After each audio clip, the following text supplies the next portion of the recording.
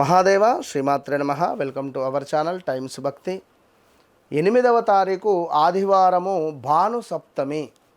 ఆదివారం రోజు సప్తమి తిథి ఉండడము మహా విశేషము, చాలా అద్భుతం. ఇది ఎవరైతే గవర్నమెంట్ రంగం కానీ జాతకరీత్యా సూర్యుడు బాగా లేకున్నా, కొంత భార్యాభర్తలలో గొడవలు జరుగుతున్నాయి అనుకున్నా, మాకు తరచూ ఏ పని మొదలుపెట్టినా పని ముందుకు వెళ్ళడం లేదు అనుకున్నా, దగ్గర దాకా వచ్చి మిస్ అయిపోతుంది అని అనుకునే అటువంటి తరుణంలో కావచ్చును.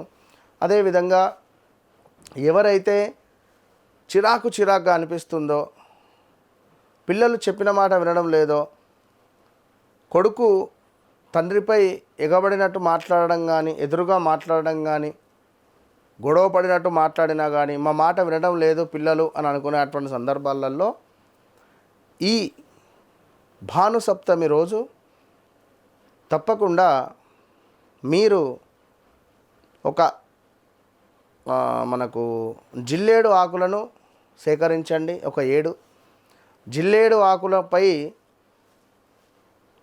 ఆకులను ఒక ప్లేట్లో పెట్టేసుకొని అన్నిటికీ గంధం కుంకుమ బొట్లు పెట్టి మధ్యలో గోధుమలను పోయాలి.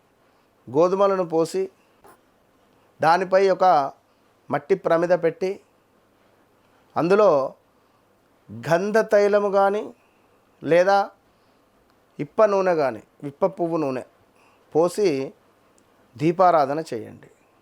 ఇక అదేవిధంగా ఈరోజు ఉదయాత్పూర్వం స్నానాది కార్యక్రమాలు చేసుకొని ఇంట్లో చక్కగా మనకు వెంకటేశ్వర స్వామి విగ్రహము లేదా ఫోటోనో, సత్యనారాయణ స్వామి విగ్రహమో ఫోటోనో ఉంటే శుభ్రపరిచి గంధము కుంకుమతో అలంకరింపజేసి సపరేట్గా ఒక దీపారాధన చేయండి.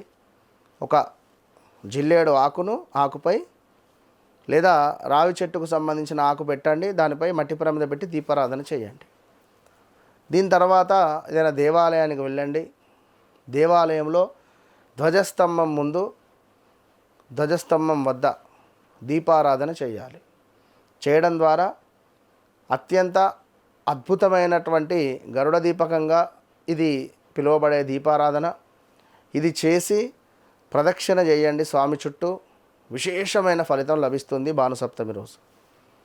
దీని తర్వాత నవగ్రహాలలో రారాజు అయినటువంటి సూర్యభగవాను దగ్గరికి రండి.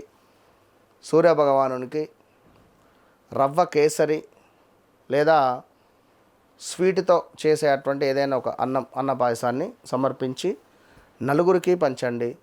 రాగి చెంబును దేవాలయంలో దానంగా ఇవ్వండి. అదేవిధంగా గులాబీ రంగులో ఉండేటువంటి ఒక ధోతిని బ్రాహ్మణులకు దానంగా ఇవ్వండి. బెల్లము కలిపినటువంటి నీటితో సూర్యునికి అభిషేకం చేసుకోండి.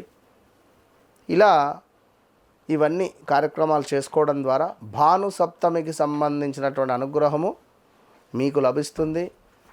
ఉద్యోగము, గొడవలు, సెటిల్మెంట్స్, భూ సంబంధిత ఇలాంటివి ఎన్నెన్నో విషయాలలో మీకు విజయము అనేటువంటిది లభిస్తుంది. All the best.